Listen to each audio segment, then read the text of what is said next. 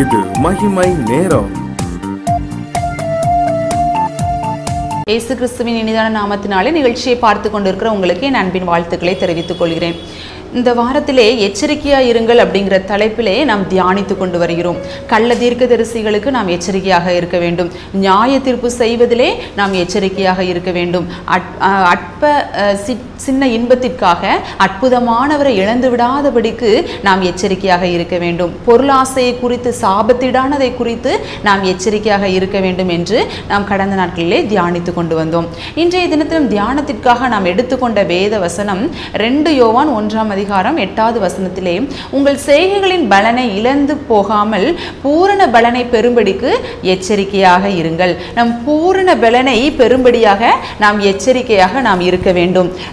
நாம் கொண்டிருக்கிற அந்த நம்பிக்கையை முடிவு வரை நாம் உறுதியாக பற்றிக்கொள்ள வேண்டும். பாவத்தினாலே கடினப்படாதபடிக்கு நாம் எச்சரிக்கையாக இருக்க வேண்டும்.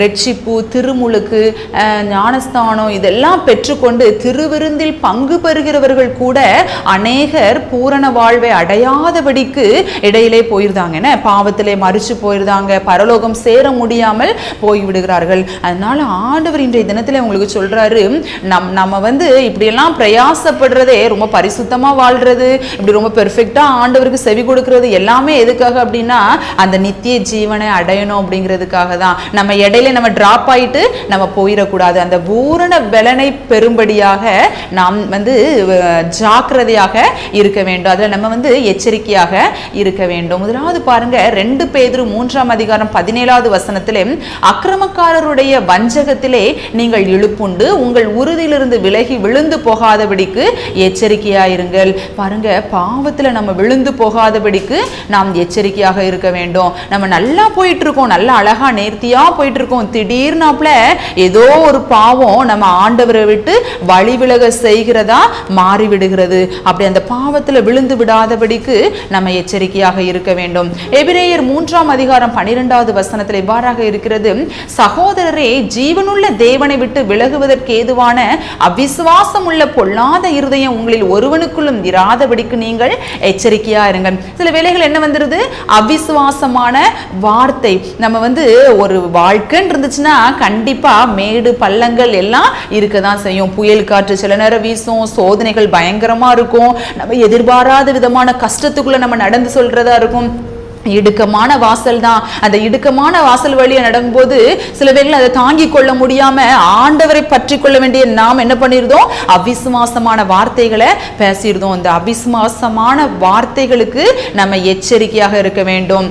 கடந்த ஒரு 4 வருடங்களுக்கு முன்பதாக, ஒரு 5 வருடம் இருக்கும், எனக்கு 2வதா ஒரு பேபி பறந்துச்சு.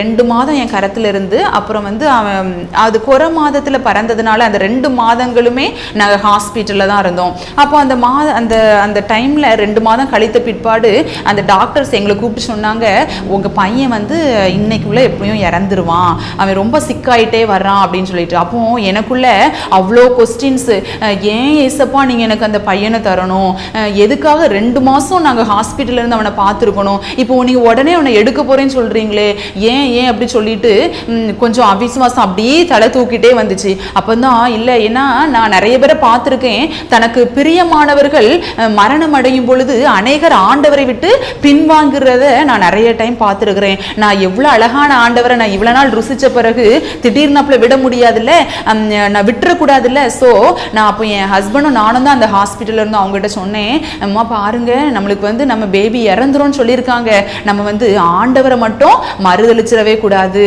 பரவாயில்ல, இப்போ அவன் நம்ம விட்டு போயிட்டாலும் அது வழியானது தான், ரொம்ப அழுதுகிட்டே தான் நாங்க பேசிக்கிட்டு இருக்கோம்.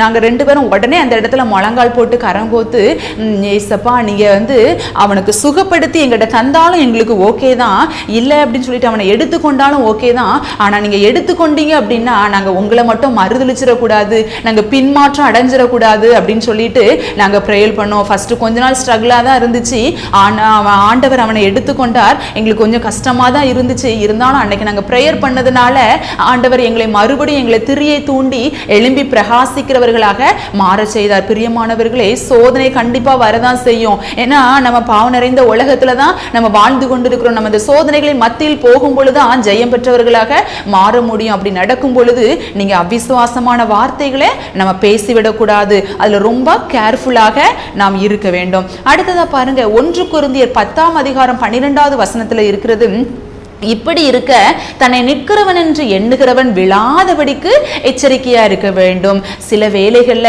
தோணும், நான் எவ்வளோ பெரிய ஆளு தெரியுமா, நான் எவ்வளவு நேரம் ப்ரேயர் பண்ணுவேன் தெரியுமா, நான் எவ்வளோ சோதனை வந்தாலும் நான் அதுல ஜெயம் பெற்றுவேன் அப்படின்னு சொல்லிட்டு ஆவிக்குரிய பெருமை சில வேளைகள்ல தலை தூக்கிவிடும். இந்த பெருமை ரொம்ப மோசமானது.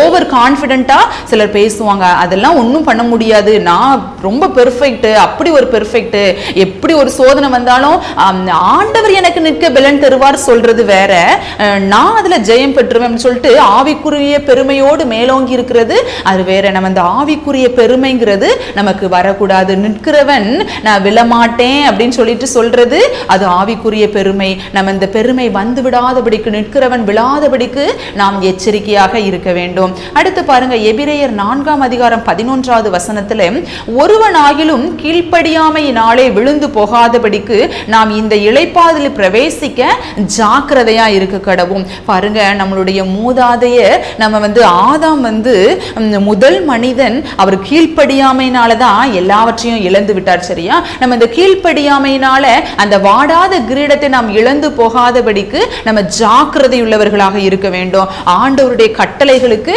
நாம் கீழ்ப்படுகிறவர்களாகவே எப்பொழுதும் இருக்க வேண்டும். அடுத்து எபிரேயர் 6ஆம் அதிகாரம் 6வது வசனத்தை பாருங்க, மறுதலித்து போனவர்கள் தேவனுடைய குமாரனை தாங்களே மறுபடியும் சிலுவையில் அறைந்து அவமானப்படுத்துகிறபடியால் மனம் திரும்புவதற்கு ஏதுவாய் அவர்களை மறுபடியும் புதுப்பிக்கிறது கூடாத காரியம் அப்படின்ட்டு இருக்கு.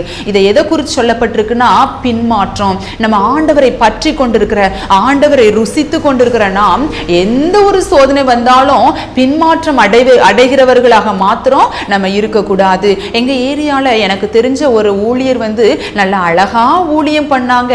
அவங்க எத்தனையோ ஆத்துமாக்களை கூட ரட்சிப்புக்குள்ள வழி நடத்திருப்பாங்க. ஏதோ அவங்க குடும்பத்துல நடந்த ஒரு ப்ராப்ளத்தினால சூசைட் அட்டன் பண்ணி அவங்க இறந்து போயிட்டாங்க. பாருங்க, நம்ம பின்மாற்றம் அடைந்துடக்கூடாது. சத்தியத்தை அறிந்த நாமே இப்படிப்பட்ட காரியங்களுக்குள்ளதாக நம்ம ஈடுபடுத்திக் கொள்ளக்கூடாது. இப்படிப்பட்ட காரியங்களில் நாம் மிகவும் ஜாக்கிரதையுள்ளவர்களாக நம்ம எச்சரிக்கையாய் நடந்து கொள்ள வேண்டும். அப்பதான் நம்ம பூரண பலனை நம்ம அடைய முடியும். நம்ம பெர்ஃபெக்டா நடந்து வரும் பொழுதுதான் இதையெல்லாம் சகித்து பாவம் இல்லாமல், பாவத்தில் விழுந்து விடாதபடி, அவிசுவாசத்தில் விழுந்து விடாதபடி, பெருமையில் விழுந்து விடாதபடி, கீழ்ப்படியாமையில் சிக்கிக் கொள்ளாதபடி, பின்மாற்றம் அடையாதபடி நம்ம ஓடும் பொழுதுதான் அந்த வாடாத ஜீவ நித்திய கிரீடத்தை நாம் பெறுவதற்கு தகுதி உள்ளவர்களாக நாம் மாறுகிறோம். கர்த்தர் தாமே உங்களை ஆசீர்வதிப்பாராக. ஜெபம். அன்புள்ள ஏசப்பா, அந்த அருமையான வேலைக்காக நன்றி சுவாமி.